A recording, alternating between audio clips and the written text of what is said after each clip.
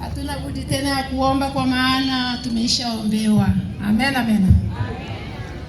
Lakini ni huzuni sana kwa maana tumesikia sasa muda wa shetani kutumika kwa ajili ya walio wake. Watu wengi sasa ni muda wa kuinuka kwenda nyumbani. Asante sana kwa wale ambapo watajituliza na kusikiliza neno hili. Huu ni ujumbe ambapo tunamleta. Bwana asifiwe sana. Mimi majina naitwa Esther Sipola. Na hapa tunakimbia sasa kwa maana muda umetukimbiza sana.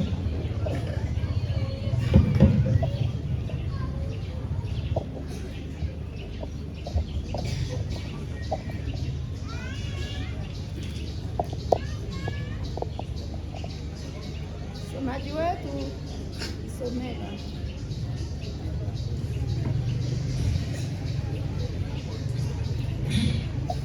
Somee kutoka 31:12 hadi 14. Tunasoma andiko la Kutoka 32:12 hadi 14, maandiko 31 mstari wake wa 12 hadi 14. Maandiko yanasema, Bwana akasema na Musa na kumwambia, kisha nena wewe na wana wa Israeli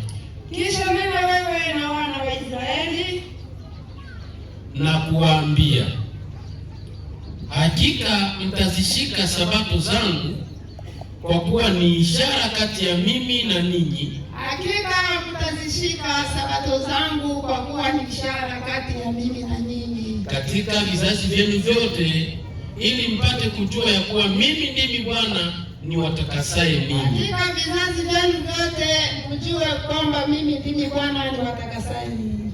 Basi mtaishika hiyo sabato, kwa kuwa ni takatifu kwenu. Kwa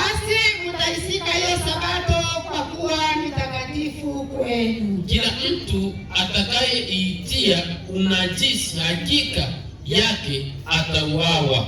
Kila mtu atakayetia unajisi hakika yake mtauawa. Kwa kuwa kila mtu afanyaye kazi katika siku hiyo, nafsi hiyo itakatiliwa mbali na watu wake. Amina. Kwa kuwa mtu atakayefanya kazi siku hiyo, nafsi hiyo itakatiliwa mbali na watu wake. Amina. Bwana asifiwe. Bwana asifiwe. Huo ujumbe ni ujumbe ambapo Musa alipopokea wakati walipokuwa kwenye ugenini mji wa Misri. Na hapa habari za Kutoka ni wakati Musa alipotoka na wana wa Israeli walikuwa huko kwenye utumwa. Na hapa sasa Musa alikuwa na wana wa Israeli jangwani wakiondoka kwenda Misri. Na hapo Bwana alipoona ya kwamba anaondoka, anatembea na wana wa Israeli, atembee nao kwa sheria. Amen, amen. Amen. Basi Mungu akamwambia Musa, ambia wana wa Israeli waishike, uambie, hakika atakayechafua sabato hakika atauawa, na atakayefanya kazi siku hiyo, nafsi yake itakataliwa mbali na watu wake. Amen, amen. Huo ujumbe Musa akauleta kwa wana wa Israeli, akawaambia jinsi ujumbe umekuja toka Mungu. Na sasa hapa tumesikia habari ya kwamba hawa walikuwa wana wa Israeli, na leo sasa ujumbe umekuja kwetu sisi wa Kristo wa Methodiste huu.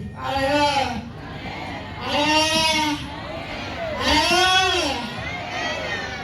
Tunagogoa sana muda, kwa maana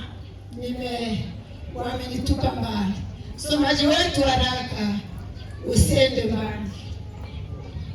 Soma Kumbukumbu la Torati. Tunasoma Kumbukumbu la Torati sura ya 5 na mstari wake wa 12 hadi wa 14. Maandiko yanasema hivi: ishike siku ya Sabato uitakase, kama Bwana Mungu wako alivyokuamuru. Siku 6 fanya kazi, utende mambo yako yote. Siku 6 fanya kazi, utende mambo yako yote. Lakini siku ya 7 ni Sabato ya Bwana Mungu wako. Siku ya 7 ni Sabato ya Bwana. Siku hiyo usifanye kazi yoyote, wewe wala mwanao,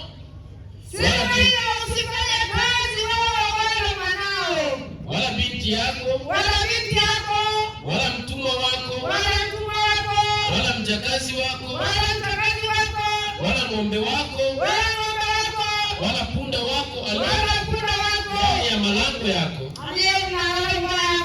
ili mtumwa wako na mjakazi wako wapumzike vile vile kama wewe. Ili mtumwa wako na mjakazi wako wapumzike kama vile wewe. Amina. Amen. Amen. Bwana ujumbe. Na hapa ndipo Bwana akaniambia maneno ya kwamba niambie mkutano mzima maneno haya. Bwana akaniambia, angalia jinsi hawa kina mama wanavyofanya siku ya Jumapili. Wanafanya nini siku ya Jumapili? Hawa kina mama siku ya Jumapili, hapa sisi tunaingia saa 4 na wakati tunapoingia, malaika anashuka anaenda katika mkutano, aidha anaenda katika kanisa, ili aje ahesabu watu walioingia kwenye mkutano. Amen. Amen. Angalia sasa wakina mama waambie maneno wanayofanya siku ya Jumapili. Hiyo siku ya Jumapili asubuhi anachukua vyombo anaosha, anachukua masahani na nguo anafuafua. Basi anauliza, Hamisi, saa inaenea kanisani? Anasema, mama, ninataka kuenea. Anasema, basi nitaondoka, acha nifue nguo zangu. Na wakati anapokuja kanisani, anakuta msamaha umeshaimbwa kwa ajili ya kazi ambapo ametumika nyumbani. Bwana akasema hao kina mama, na kwa ajili ya kazi hiyo iliyochelewesha kwenye msamaha, Ukristo wako wa kina mama, Mungu anasema hujui wala ueleweki wala ufahamiki. Bwana aturumie. Bwana akasema ya kwamba, tazama hao akina mama wanafanya nini siku ya Jumapili. Siku ya Jumapili aliosha mtoto, akazaa mtoto mwingine, akaenda kanisani, akamwambia Wakristo, ninataka kupigia mtoto wangu chakula, basi tayari mtanisindikiza. Siku ya Pascha na siku ya Mungu tunafanya chakula pale, tunashinda tunapiga chakula. Bwana akasema ya kwamba siku ya 7 ni Sabato ya Bwana. Amen. Wao mama wanafanya hivyo, wanasema Ukristo wako haukamiliki wala haufahamiki. Bwana akasema ya kwamba, angalia jinsi wanavyofanya siku ya Jumapili. Kanisa linaingia, malaika anasimama kwenye mkutano. Basi muda huo wa kusimama kuimba msamaha, malaika anaruka, anasema ya kwamba, nimekuta watu 50 katika kanisa. Bwana anasema, hapana, siwezi nikaona watu 50 ndani ya kanisa. Utashuka kuhesabu Wakristo ili niwajue Wakristo wangapi walio ndani ya kanisa. Bwana akasema akina mama, angalia jinsi wanavyofanya. Wanajitapa kwa ajili ya kanisa.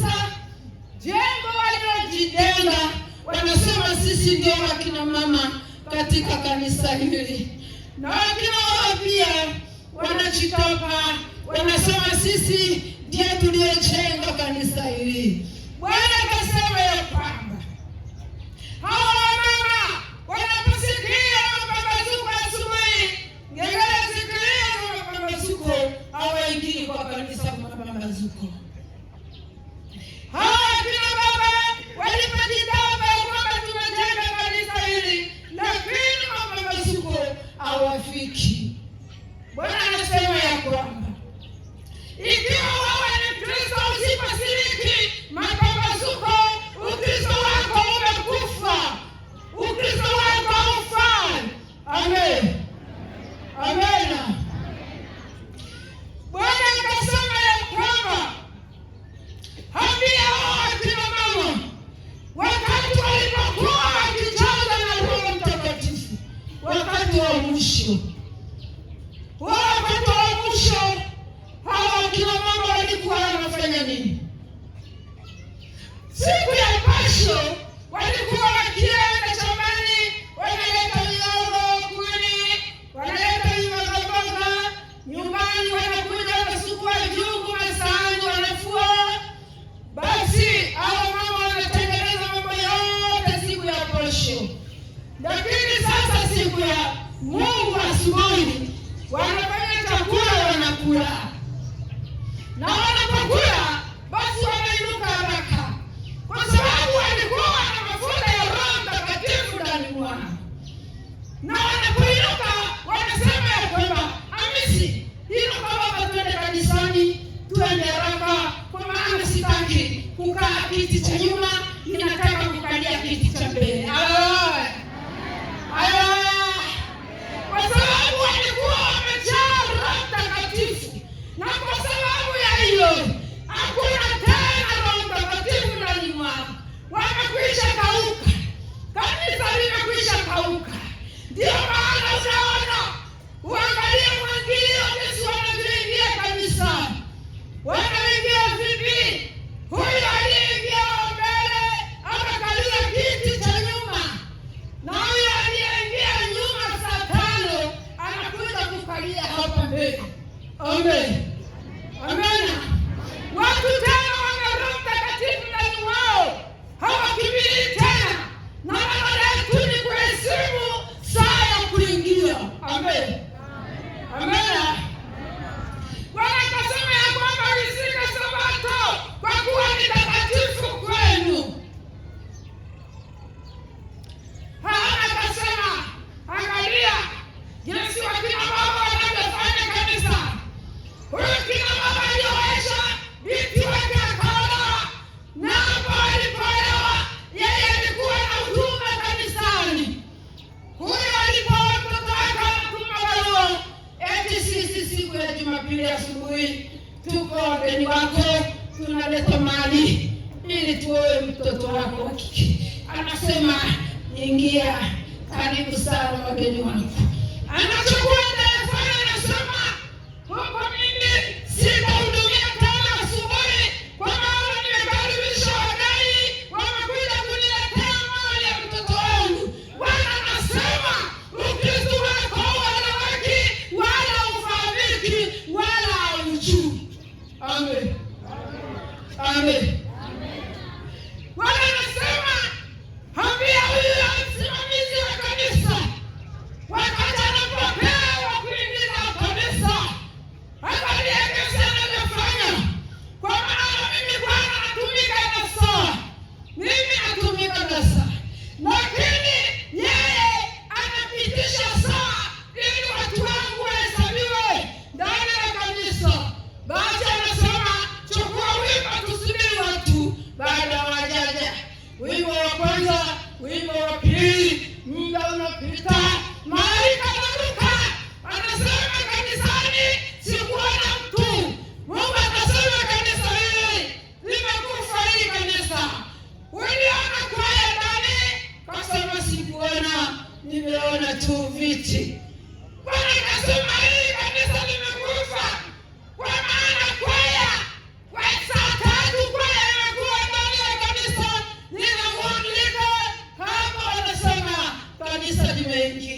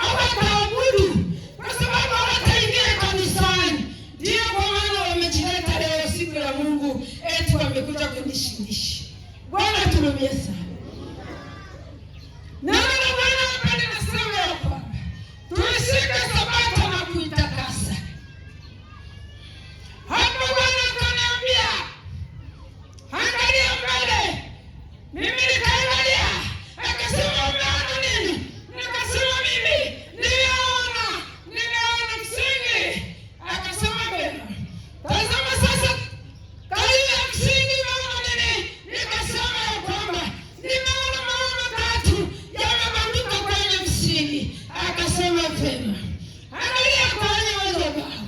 Nikaangalia, akasema umeona nini kwa madhabahu?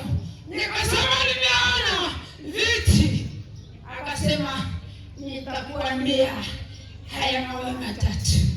Haya mawe matatu nayopenda kuyaona ndio wale wa Kristo tano wasiokalia kwenye msingi wa Yesu Kristo. Hawa mawe matatu wamekwisha kubanduka, Wakristo wamekwisha kubanduka kwenye msingi. Na angalia leo watu wengi wanasema ya kwamba, wanauliza Sabato ni nini? Sabato ni nini? Huyu Yesu ana majina mengi. Huyu Yesu anamwita yeye ndiye msingi, tena wanamwita ni njia, tena wanamwita yeye ndiye Bwana wa Sabato. Yeye ndiye Bwana wa Sabato. Amen. Akaniambia hivi, yale mawe uliyokwenda kuyaona yamebanduka ndio wale Wakristo ambapo hawasimami kwenye msamaha, kwa maana wako tena kwenye msingi wa Yesu Kristo. Na watu wamekwisha kuwapa majina ndani ya kanisa. Akasema yale viti ulikwenda kuviona kwenye madhabahu, hawa ndio wale watu walio na maidara ndani ya kanisa. Mapastore sitaondoa kiroho majimbo na maidara katikati ya kanisa. Siku ya Jumapili malaika aliporuka akasema nimekwenda wale Wakristo 50 tu. Bwana akasema ili kanisa limekufa.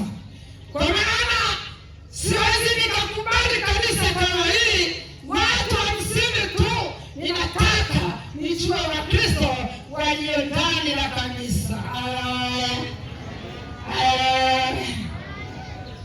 Bwana akasema ya kwamba hao watu waliobanduka kwenye msingi ndio wale watu wanaingia kanisani, wale zinaanza kuimba nyimbo tatu, maombi watu wawili, sasa wanaanza kuingia kanisa.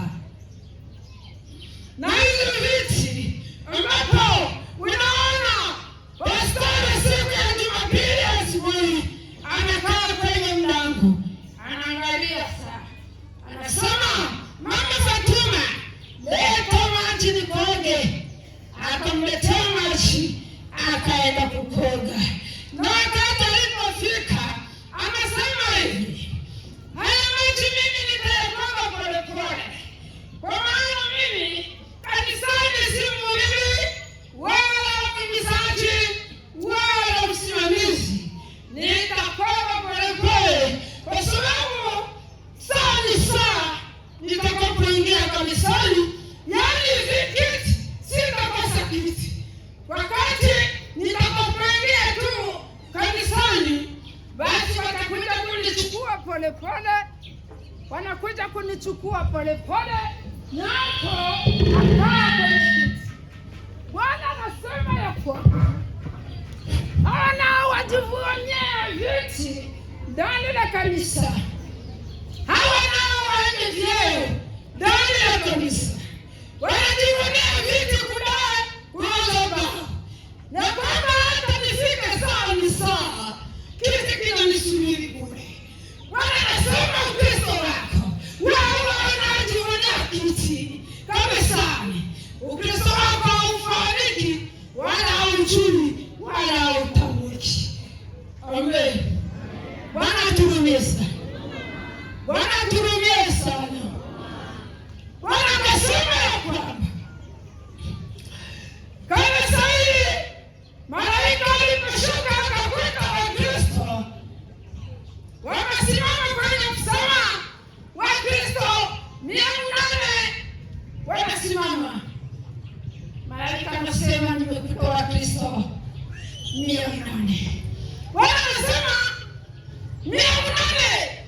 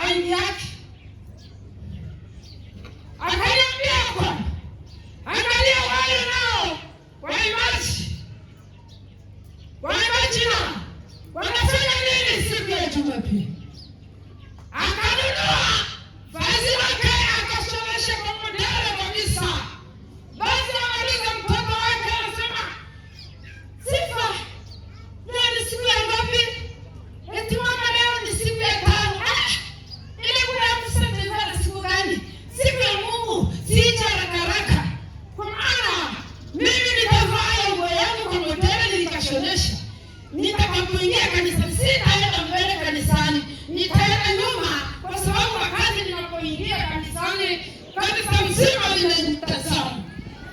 Bwana tuwezeshe.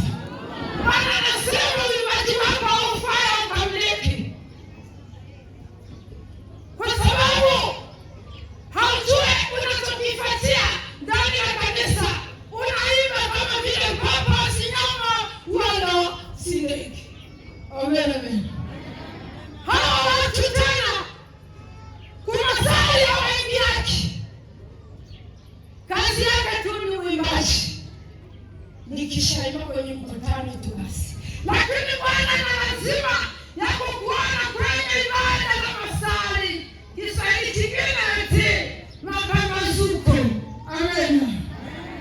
Wewe Mkristo ndani ya kanisa, wewe mwenye kwaya ndani ya kanisa, ukiwa umekamilika umasali, usimama kwa msamaha, basi Mungu anakukamilisha wewe ni Mkristo ndani ya kanisa. Anajitapa na sisi ndio waimbaji katika hili hekalu hapa, lakini kumasali asitaki. Kila mama anasema sisi tulio hapa ndio kina mama katika hili jengo tulijenga, kumasali aingiachi. Wakina baba wanakusikia mapambazuko asubuhi wanaondoka. Bwana anasema ya kwamba hawa watu majina yao wakachelewa. Hawa watu majina yao wakachelewa ndani ya kanisa.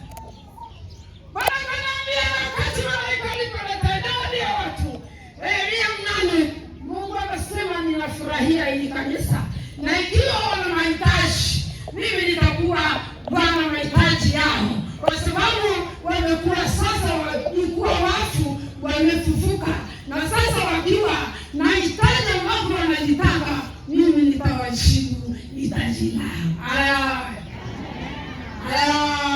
Amen. Nimkawia msomaji wetu. Msomaji wetu uko wapi? Nipo. Tunasoma kitabu cha Hesabu sura yake ya 15 na mstari wa 32 hadi 36. Maandiko yanasema hivi. Hesabu 15:32. Kisha wakati huo wana wa Israeli walipokuwapo jangwani, wakamwona mtu mmoja akikusanya kuni siku ya Sabato. Hao waliomwona akikusanya kuni wakamleta kwa Musa na Haruni na kwa mkutano wote, nao wakamweka kifungoni, maana lilikuwa halijasemwa atakalotendwa. Bwana akamwambia Musa, mtu huyo lazima atauawa. Mkutano wote watampiga kwa mawe huko nje ya marago. Amen. Bwana asifiwe. Bwana asifiwe tena. Bwana akasema tumepata majira yakachelewa. Wakati unapokwenda kuingia na msamaha umeshaibwa, malaika anasema kachelewa anaingia. Kachelewa anaingia. Kwa sababu haukufikiria kwenye ibada, haukusimama kwenye msamaha ili uhesabiwe. Na watu wengi watazeekea ndani ya kanisa, lakini hawakuhesabiwa hata siku moja ndani ya kanisa. Ila siku ya Jumapili kachelewa anaingia. Ila siku ya Jumapili kachelewa anaingia. Kwenye masali kachelewa. Ukristo wako uko wapi? Utahesabiwa siku gani na Mungu ya kwamba wewe ni Mkristo? Amen. Hapa wametoka kutusomea ni habari ya ujumbe. Hapa wako jangwani. Na wakati walipokuwa jangwani hapa, habari imeshashuka ya kwamba atakayefanya kazi siku hiyo, nafsi yake itataliwa mbali na watu wake. Watu wanasema hivi, kusukua tu sana, kuosha, kufuafua ni kwa sababu kuingia mbinguni. Ikiwa Biblia ni ya baba yako na mama yangu, basi tutaingia mbinguni. Huyu ni Mungu ambapo ameleta mausia kwa wana wa Israeli. Hapa walinzi wa mji walikuwa wakizunguka kwenye mji, na walikuwa wakizunguka, wakakuta mtu wakakusanya kuni, wakamshika, wakampeleka kwa Musa na Aroni. Musa akamchukua, akamweka kifungoni. Neno la Bwana linasema ya kwamba walikuwa wakisubiri, kwa sababu alikuwa bado hajajua huyo mtu atamtenda nini. Haleluya, haleluya.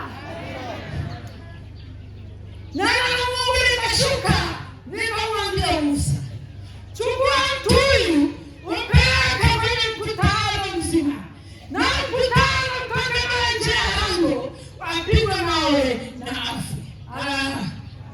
Ndiyo neno la Bwana linashuhudia.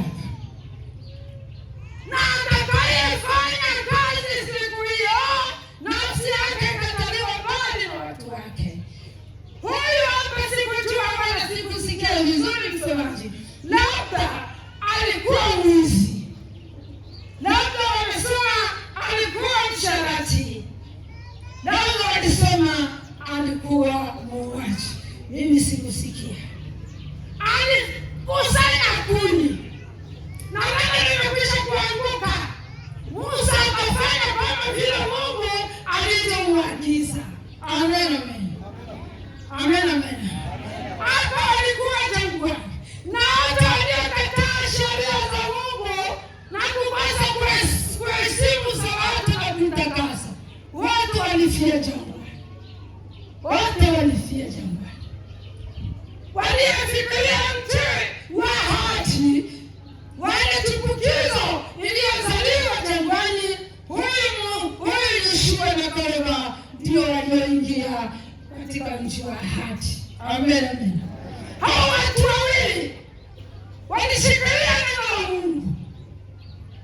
Hao watu wawili walitembea na Mungu, na Mungu akasema tutatembea kwa ishara. Tutatembea nani? Kwa kujitakasa na kuheshimu Sabato. Haleluya. Hapa wote waliokataa maneno ya Mungu, waliokataa sheria za Mungu, wote wakateketezwa jangwani, hawakuingia nchi ule wa ahadi.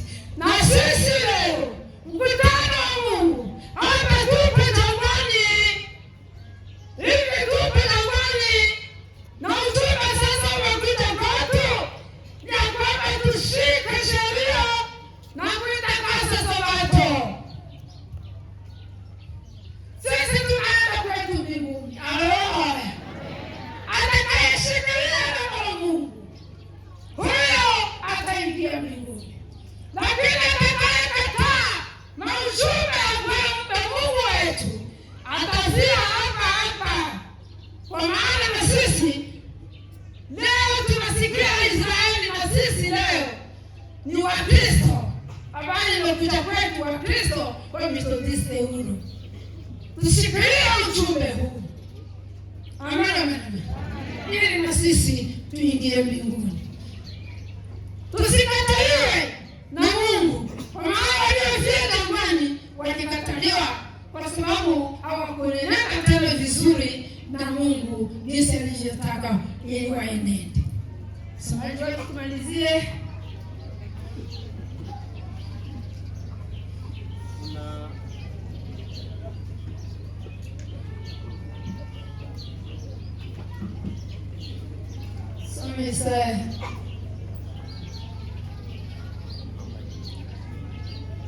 Tunasoma kitabu cha Isaya, sura yake ni ile ya kwanza na mstari wake wa 10 hadi wa 14. Maandiko yanasema hivi: lisikieni neno la Bwana, lisikieni neno la Bwana, enyi waamuzi wa Sodoma, enyi wakaaji wa mji huu. Tegeni masikio msikie sheria ya Mungu wetu, tegeni masikio, enyi watu wa Gomora. Tegeni masikio msikilize nini? Mausia ya nani? Sheria za nani? Tegeni masikio msikie sheria ya Mungu wetu, enyi watu wa Gomora. Tutege masikio sisi wa Kristo wa Methodiste, tusikilize sheria za Mungu wetu. Amina. Kwa maana ujumbe huu umekuja kwetu sisi wa Kristo wa kanisa wa Methodiste. Wakati tulipokuwa tumejazwa na Roho Mtakatifu, tulikuwa watu wenye kusimama. Tunasimama pamoja na Mungu. Tulikuwa tukishika Sabato na kuitakasa. Amen. Tulikuwa watu walioshikilia sheria za Mungu wetu. Matendo yetu yalikuwa yanaonyesha kwamba sisi tunatembea pamoja na Mungu. Na ndio maana hapa sasa tutakataliwa kwa sababu watu wengi kataa ujumbe. Wanasema ati mjumbe amekuja kutafuta hela, mjumbe amekuja kula chakula. Sisi hatuna tena chakula cha kumpa. Kila leo mjumbe ziko wapi hela? Bwana anasema kwamba ujumbe umekuja kwetu sisi. Mkutano wa leo Pentekoste.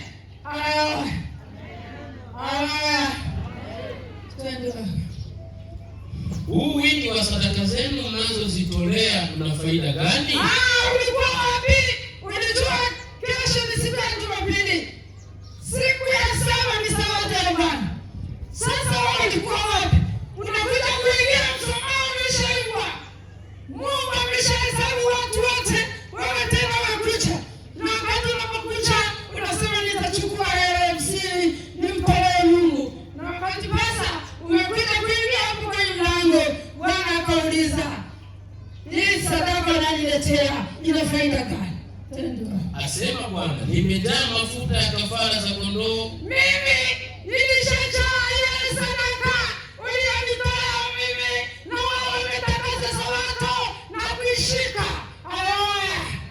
Ulikuwa ukinitolea, ulishikilia, ulikuwa unakimbia. Sitaki kukalia nyuma, nataka kukaa mbele. Ulikuwa unafukuzia saa isinipite, acha nisimame kwenye msamaha. Na wakati ulipokuwa ukitoa sadaka zako, Mungu akazifurahia. Kondoo waume na mafuta ya wanyama walionona, nami sifurahii damu ya ng'ombe wala ya wana kondoo wala ya mbuzi waume, mjapo ili kuonekana mbele zangu. Bwana asifiwe. Tutasema Bwana tusamehe mkutano. Bwana anasema ya kwamba sadaka zetu kwa sababu hatuisiki sheria na kuitakasa Sabato. Ndio sasa anasema mimi sitaki tena damu ya nyama ya kondoo, mbuzi na ng'ombe. Sitaki tena. Nani aliyesema kwamba uingie hapa na kukanyaga nyuo zangu? Ni nani aliyetaka neno hili mikononi mwenu kuzikanyaga nyua zangu? Nani aliyetaka sadaka hiyo umilete mikononi mwako? Tena umekuja hapa kukanyaga nyuo zangu. Nani aliyesema? Msilete tena matoleo ya ubatili. Uvumba ni chukizo kwangu. Mwezi mpya na Sabato kuita makutano. Usilete tena matoleo yenu. Uvumba ni chukizo.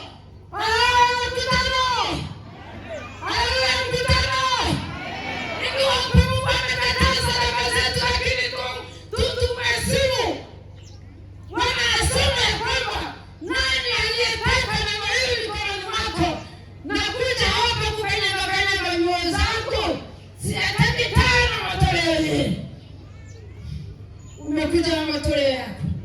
Ulikuwa wapi? Ulikuwa unafanya nini nyumbani?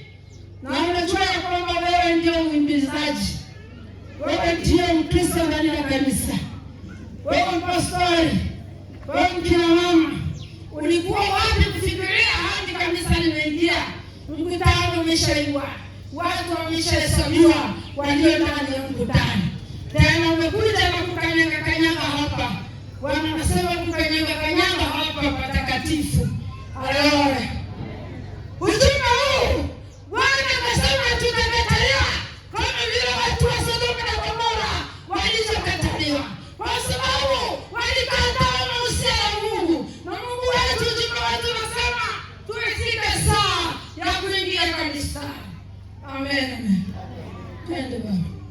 Siyawezi maovu hayo na makutano ya ibada. Siyawezi tena maovu hayo mnanitendea. Watu wengi wameingia hapa, msoma wameshaiva, nimekaa tu, wameingia. Kwa hiyo zinaanza kuiva, yeye ndio kuingia. Bwana sema tena siyawezi haya mkutano wengi tena siyawezi. Sikukuu zenu za mwezi mpya na karamu zenu zilizoamriwa. Sikukuu zenu za mwezi mpya na karamu mnazoziandaa. Anasema nini pale? Nafsi yangu yazichukia mambo. Nafsi yangu inayachukia. Yanilemea. Nimechoka kuyachukua. Nimechoka sasa. Kwa maana Bwana anasema siku ya saba ni sabato ya Bwana. Na wewe sasa siku ya saba ujali kanisani. Wewe Mkristo umeketi nyumbani unakaa. Wewe Mkristo unafanya kazi hapa ujali saa ya kuingia kwa ibada.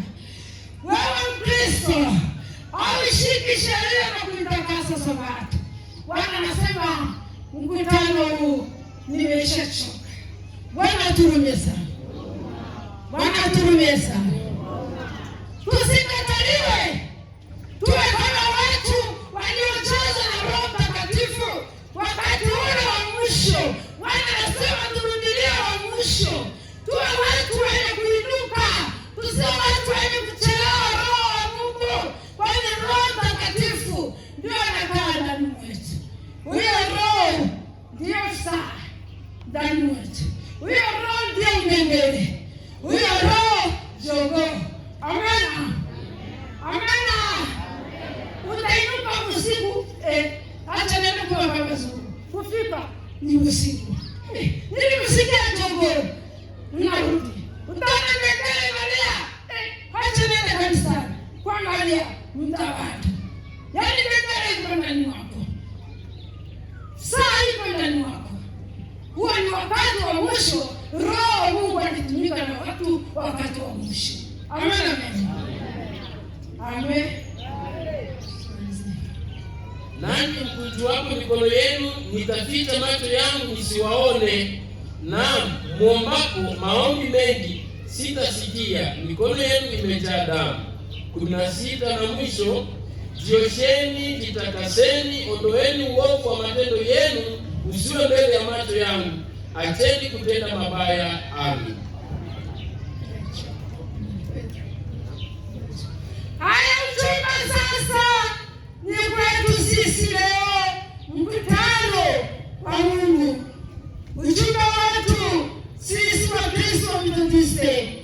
Bwana anasema ya kwamba usiposimama kwenye msamaha umekufa. Usipoingia kwenye masali umekufa. Anajua Wakristo kamili walio ndani ya kanisa ni wale waingiapo kumasali na wapo hao wanaposimama kwenye wimbo wa msamaha, kwa maana wamehesabiwa kila siku ni Mkristo wa kanisa hili. Bwana kaniambia kwamba angalia Misri, hao makuhani wanavyofanya siku ya Jumapili. Anaangalia kanisa wote ni watu wazi. Anauliza Wakristo wote wako wapi? Wako wapi? Basi kila mama anaonekana hapa labda wamepata shida, twende tukamwombe. Na wakati walipofika nyumbani wanakuta wamesema hawakufika kanisani. Kuna nini? Anasema leo siku ya Jumapili nilitaka kwenda kanisani, nikapata mgeni, ndipo sasa nakaa na mgeni hapa. Bwana anasema ukipata na mgeni siku ya Jumapili, muulize unaingia wapi? Eti naingia pale Sepake. Uelekeze kanisa la Sepake. Na akisema mimi naingia Methodiste, waambie twende kwanza kwa kuabudu Mungu. Lakini wanaume wengi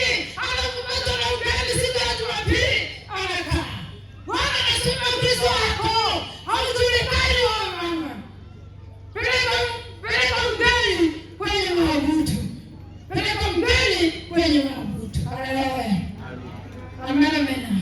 Haya yote sheria ya Mungu ametutumia haya. Basi tumalizie. Petro anasema hakikisha nini pale?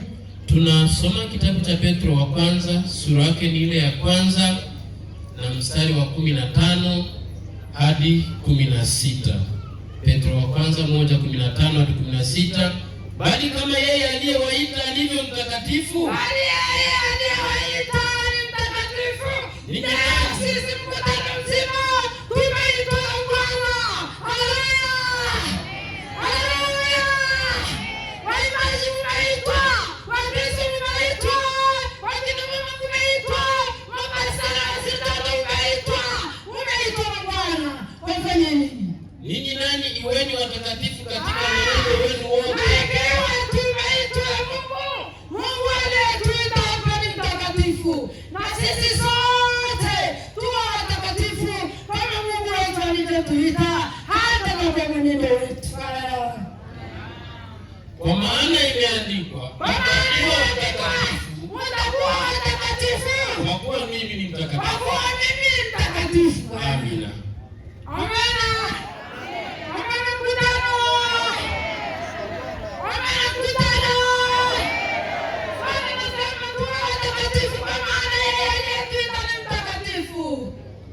Akasema hivi, ujumbe huu umemalizika. Makuhani watasimama na watu wote watashusha vichwa. Makuhani waombea Kristo, Roho Mtakatifu akae ndani wao, kwa maana Roho ndiye mwalimu, atatufunza jinsi tutaheshimu Sabato na kuitakasa. Tusiwape tena wakachelewa, tuondoshe chini wakachelewa. Tunapojua ya kwamba kesho ni siku ya Jumapili, acha tufumuzie kusimama kwenye msamaha, ili na sisi tuhesabiwe kuwa Wakristo.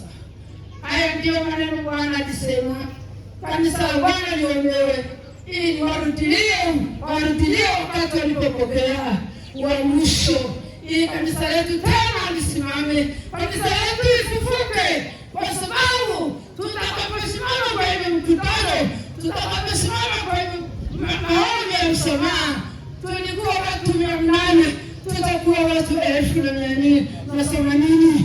Hapo Bwana akafurahia na sisi. Bwana alibariki neno lake.